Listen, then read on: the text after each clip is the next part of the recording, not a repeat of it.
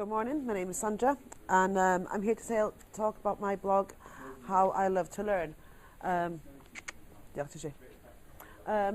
When I came to university, I had so many preconceptions about my lecturers and fellow students. I know this is an old picture, but that's how I perceived my fellow students to be, like old school, la-di-das, and talking through plums and not having the capacity to actually see beyond their little bubble of champers and daddy's car. That was really naive of me, and I am so sorry, because that's the way. When Fiona was doing her talk, she talked about about the socioeconomics, about coming from different sides of the socioeconomic situation. When you come from a working class background, your parents haven't got the time, or sometimes, unfortunately, the capacity to help you to understand your work. It does hold you back, but my parents didn't sort of support academia, because I was going to be join the workforce. I was going to work in a shop or something. So where was my ambition? But can I just say something as well? Since my degree, it is hard to jump from social economics. Now I'm classed as middle class because I got a degree. But you know what? I can feel it and I can see it, because the people I grew up with who haven't got a degree, they view me different now. I'm not just like, Jenny from the block. I'm Sandra from, I'm Sandra from uni, do you know what I mean? And I've got like this there's a schema about me now that they can understand.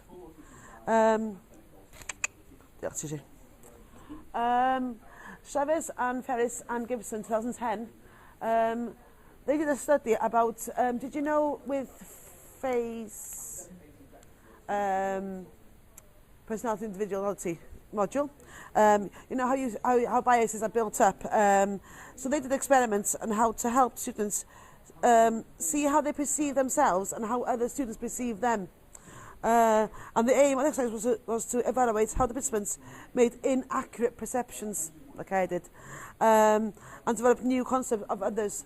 Now, my mistake was because I had never sort of been around people of high academic capacity, really. Teachers back in the day would put you in a class and say that's where you stay. You're not going any further. You're going to be a workforce person, so get on with it. And money, unfortunately, does talk. If your parents are a bit better off, they go to school and they can what their cash about. Fair play to them. And what we're saying about parental involvement is a significant contribution to children's academic achievements, because this is where I come into this, go back slightly to the socioeconomic side of it. Because parents are able to discuss with their children, because if you've got a lack of understanding or empathy for learning, if your child wants to go a bit further and you can't bridge that gap, that is deficit for you and the child. So anyway, this study looked at perception again and how the individual perceives themselves, and it was seen as a positive in one way, because they learned how to adjust their thinking. Okay, so Keller, 1984, did a study of motivational design, ARCS, okay? 4 principles for promoting and sustaining motivational learning: attention, confidence, and satisfaction.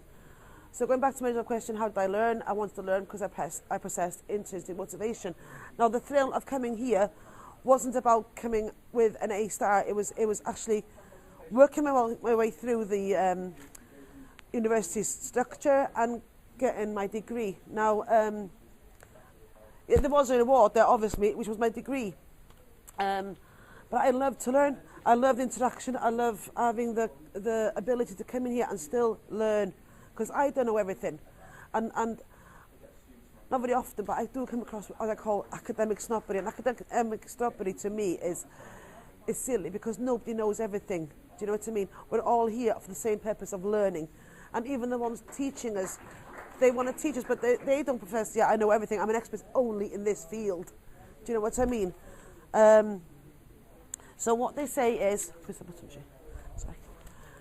Attention, firstly, perceptual attention. Like, I go back to my first topic about, I'm doing this for 10 minutes, it's gone crazy, man.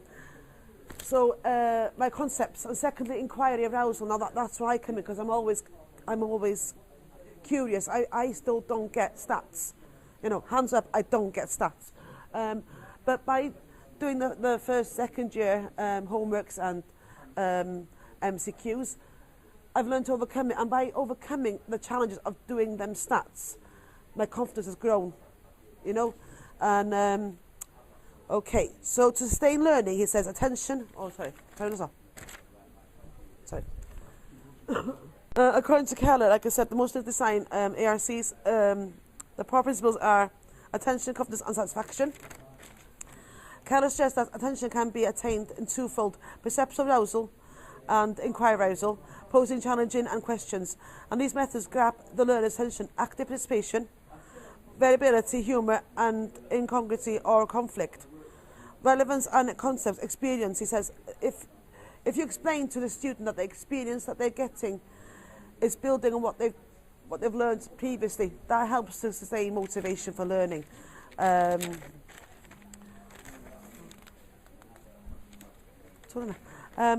Percent worth. Now, I find that I got sense of worth when I got, even if it was an F1.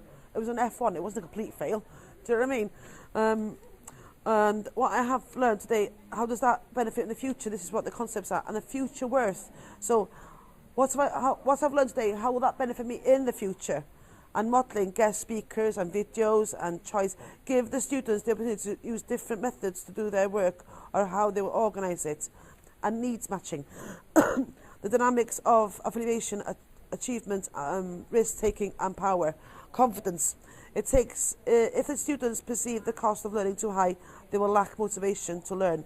And provide objectives. Support the student to see how they are made successful in the future, and allow for success to be allow for success. Damn, girl, I'm good.